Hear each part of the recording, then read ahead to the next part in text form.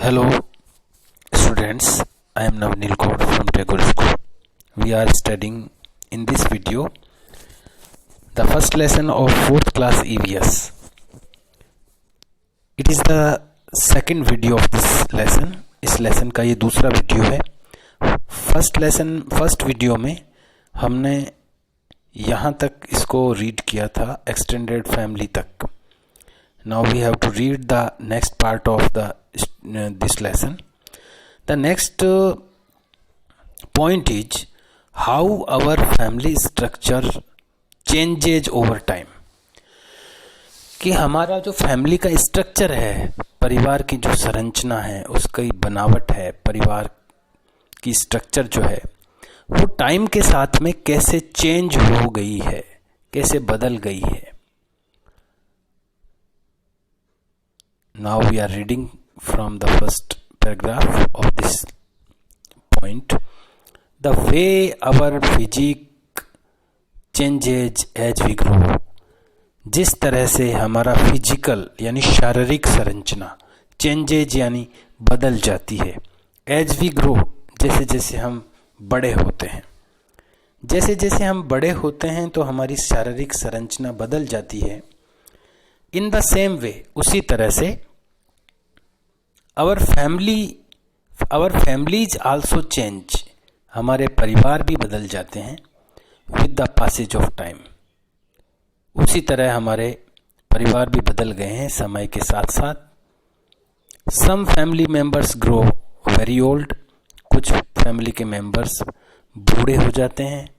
While some new family members are born.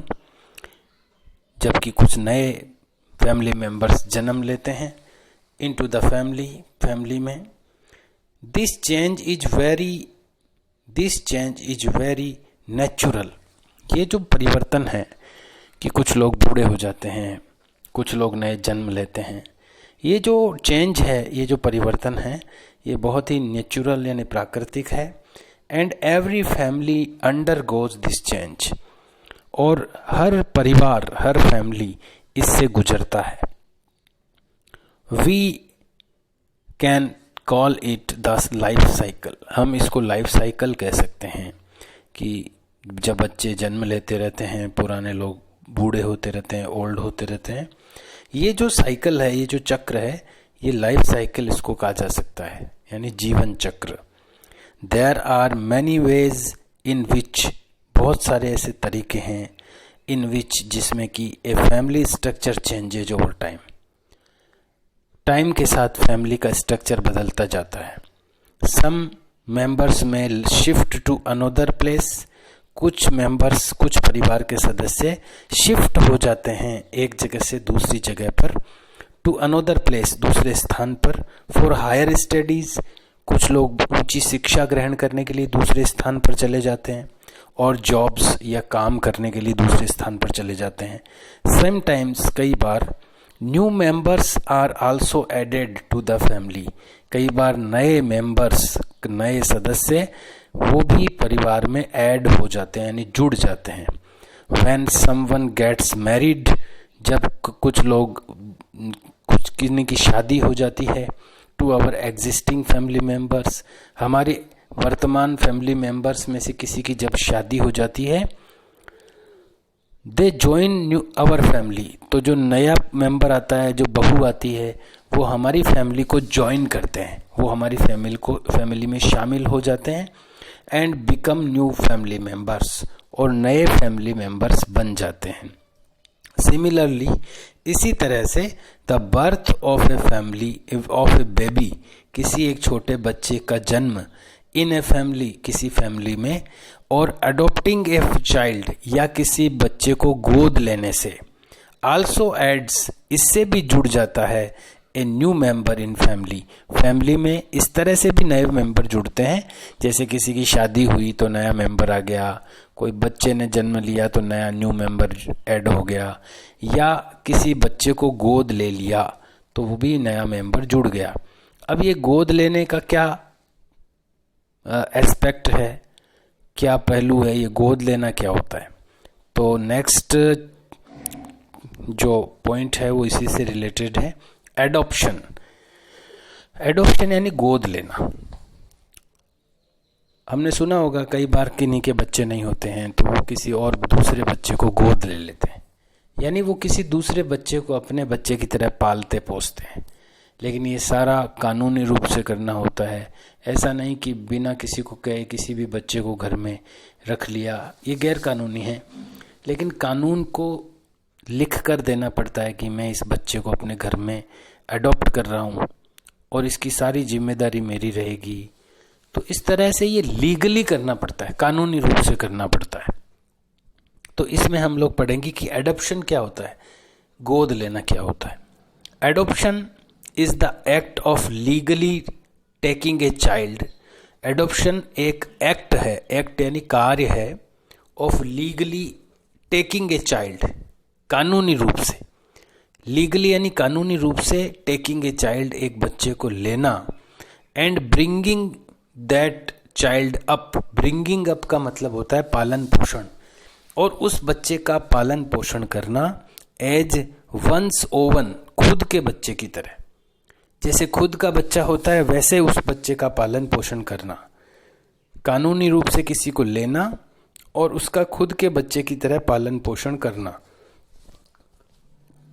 The parents, वो माता पिता, who look after the adopted child, जो कि गोद लिए हुए बच्चे की देखभाल करते हैं, आर कॉल्ड फोस्टर पेरेंट्स। उनको फोस्टर पेरेंट्स कहते हैं।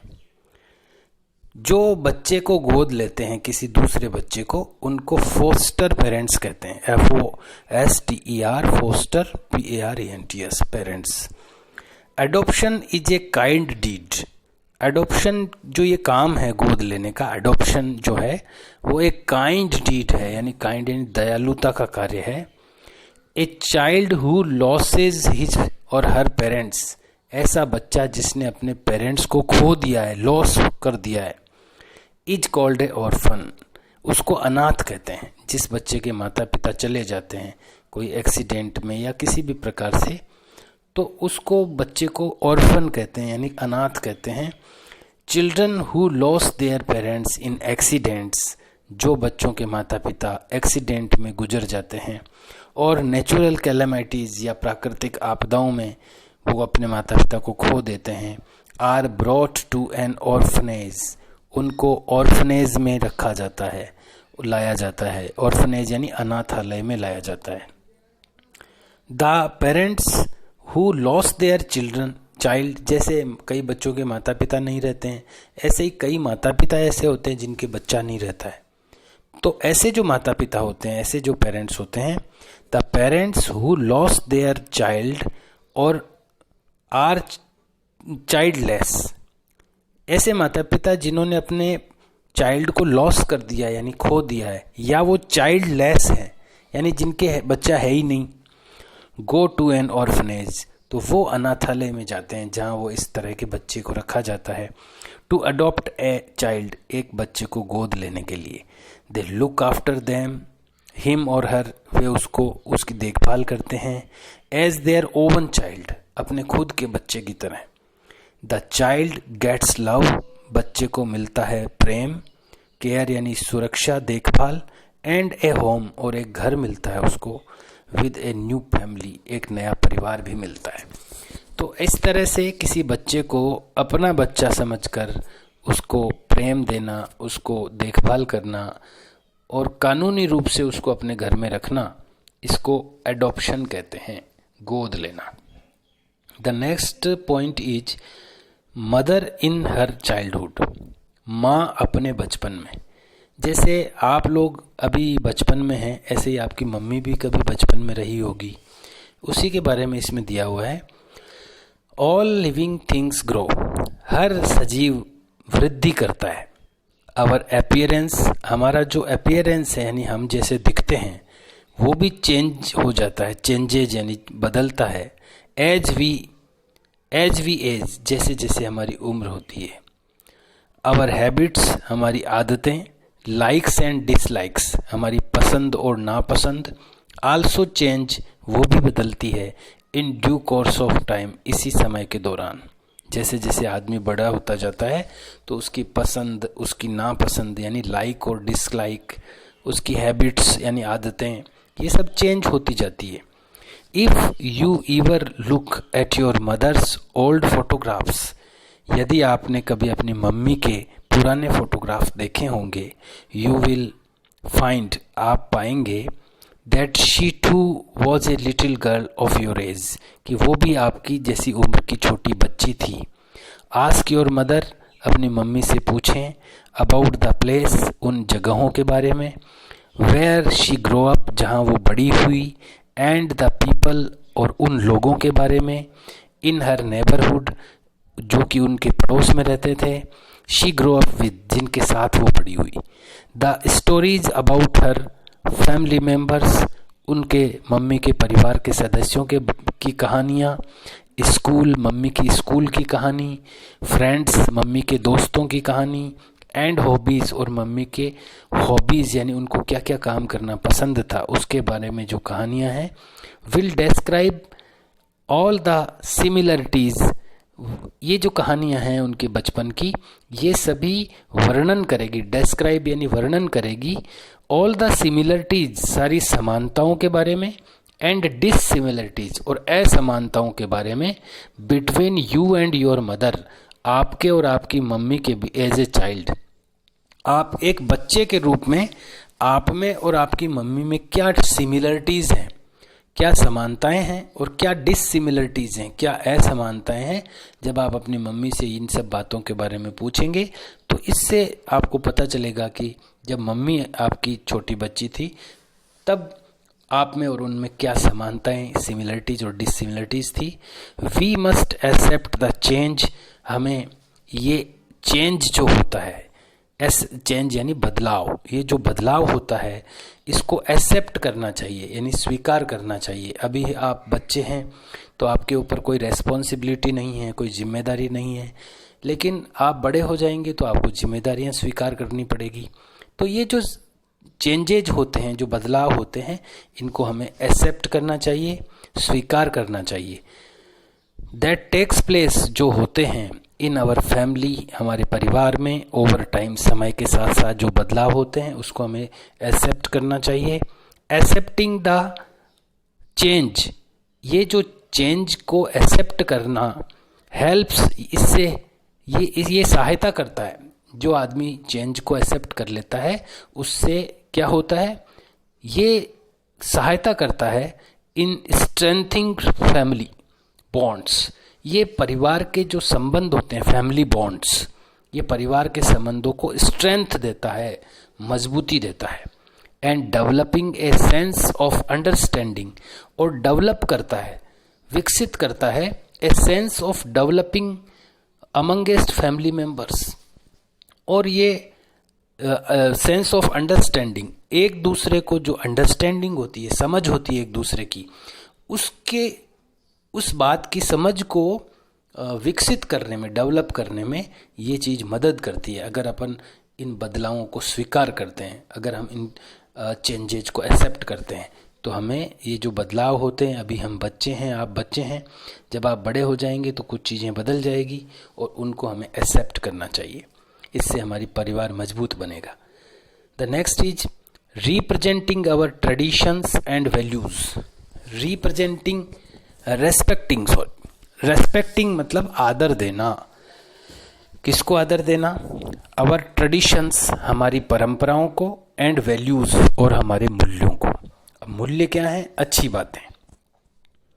कुछ परंपराएं होती है परिवार में, उनको हमें रेस्पेक्ट देना चाहिए। इन ए फैमिली, एक परिवार में, the traditions and values are passed on. कुछ परंपराएं और कुछ अच्छी बातें ये पास होती है, जैसे गेंद एक हाथ से दूसरे गेंद में पास होती है, ऐसे ही कुछ परंपराएं और अच्छी बातें पास होती है from one generation to another, एक पीढ़ी से दूसरी पीढ़ी में। Values are the good habits, ये जो वैल्यूज़ हैं, जो अच्छी बातें होती है, ये क्या हैं? ये गुड हैबिट्स हैं, अच्छी आदतें हैं। लर्नड थ्रू एक्सपीरियंसेज, जो कि अनुभवों के आधार पर सीखी थी। हमारे जो पूर्वज थे उन्होंने अपने एक्सपीरियंस से, अपने अनुभवों से ये अच्छी गुड हैबिट्स सीखी थी, जिनको बाद में इन्होंने वैल्यूज़ के रूप में आगे इनको पास किया हमारे पास में। When a value is passed in from one generation to the next generation, जब कोई अच्छी बात, कोई वैल्यू एक जनरेशन से दूसरी जनरेशन में पास होती है, इट बिकम्स ए ट्रेडिशन, तो ये एक परंपरा बन जाती है। इन द फैमिली, परिवार में, हेल्पिंग ईच अदर, एक दूसरे की सहायता करना, इन ए फैमिली, परिवार में, is a very important value, ये बहुत महत्वपूर्ण वैल्यू है, ये बहुत महत्वपूर्ण आदत है। एज दिस हेल्प्स अस, क्योंकि ये जो बात है, एक दूसरे की सहायता करने वाली जो बात है, ये हमारी हेल्प करती है टू लिव टुगेदर पीसफुली, शांतिपूर्वक साथ साथ रहने में ये बात हमारी मदद करती है। And this is the last paragraph of the lesson. We should follow the following family values, हमें निम्नलिखित परिवार की वैल्यूज को फॉलो करना चाहिए, निम्नलिखित अच्छी बातों को हमें फॉलो करना चाहिए। First is we must love and support each other in our family, हमें हमारे फैमिली में एक दूसरे का सपोर्ट यानी सहायता और लव यानी प्रेम करना चाहिए। Number 2, we should always help our family members, हमें हमेशा अपने फैमिली मेम्बर्स को हेल्प करना चाहिए। हु नीड आवर सपोर्ट, जिनको हमारे सपोर्ट की ज़रूरत है, नीड यानी ज़रूरत, जिन लोगों को परिवार में हमारी ज़रूरत है उनकी हमें हेल्प करनी चाहिए। Number 3, we should share our work, हमें अपना काम बांट कर करना चाहिए विद आवर फैमिली मेम्बर्स, हमारे फैमिली मेम्बर्स के साथ। When it comes to looking after, जब ये किसी की देखभाल करने से को संबंध में हो, and keeping the house clean, और परिवार घर को साफ रखने के बारे में या किसी की देखभाल करने की जब बात होती है तो हमें अपना काम बांट कर करना चाहिए, सबको मिलकर करना चाहिए। We should listen to our parents, हमें अपने पेरेंट्स को ध्यान से सुनना चाहिए। एंड फैमिली मेम्बर्स, और परिवार के सदस्यों की भी बात ध्यान से सुननी चाहिए। We should always stay in touch, हमें हमेशा टच में रहना चाहिए, संपर्क में रहना चाहिए with the family members, family members के। Who live at a distance from us, जो हमारे से कुछ दूरी पर हैं, जो कुछ दूर रहते हैं, उनसे हमें टच में रहना चाहिए। टीचर्स नोट भी दिया हुआ है, explain the students about the difference between extended and immediate family. Extended और इमीडिएट फैमिली के बीच में क्या डिफरेंस है? तो एक्सटेंडेड फैमिली तो वो होती है जो मैटरनल और पैटर्नल, मम्मी की फैमिली और पापा की फैमिली, भले ही वो हमारे साथ नहीं भी रहते हैं तो भी वो सारी फैमिली मिल करके एक्सटेंडेड फैमिली बोलते हैं उसको।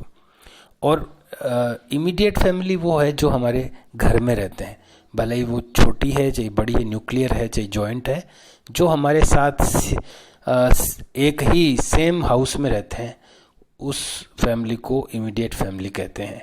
Discuss how and when they meet their extended family members, और बच्चों को पूछना है, टीचर पूछेगा जब अपन क्लास में मिलेंगे कि आप अपने जो एक्सटेंडेड फैमिली है वो उससे कब मिलते हो? तो शायद हम लोग शादियों में मिलते हैं और कोई जो समारोह होते हैं, फंक्शंस होते हैं, उनमें हम अपनी एक्सटेंडेड फैमिली से मिलते हैं। और अब है इसकी खास बातें, मेन पॉइंट्स रिमेंबर के रूप में हैं यहाँ पर। ऑल द पीपल, वे सभी लोग, हु लिव विद यू, जो आपके साथ रहते हैं, एट योर होम, आपके घर पर, are a part of your immediate family, वो आपकी इमीडिएट फैमिली के पार्ट होते हैं। एक्सटेंडेड फैमिली इंक्लूड्स, और एक्सटेंडेड फैमिली में कौन शामिल है?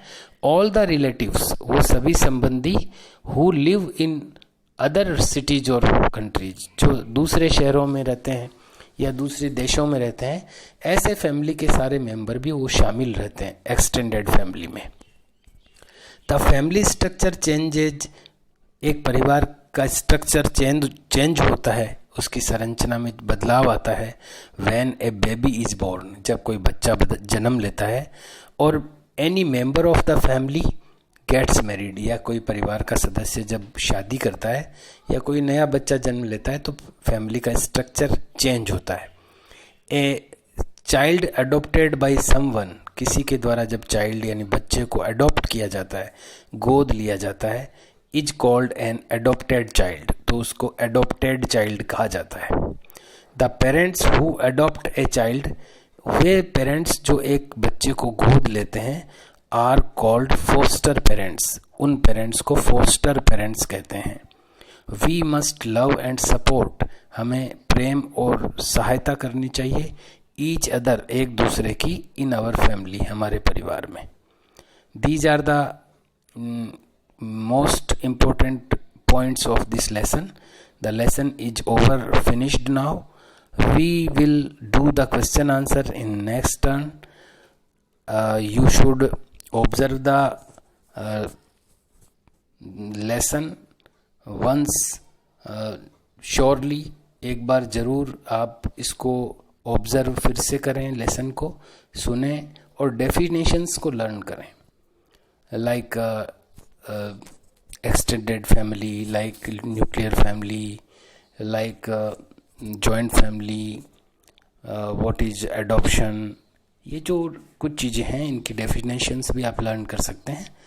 इसके क्वेश्चन आंसर हम नेक्स्ट लेसन नेक्स्ट वीडियो में करेंगे।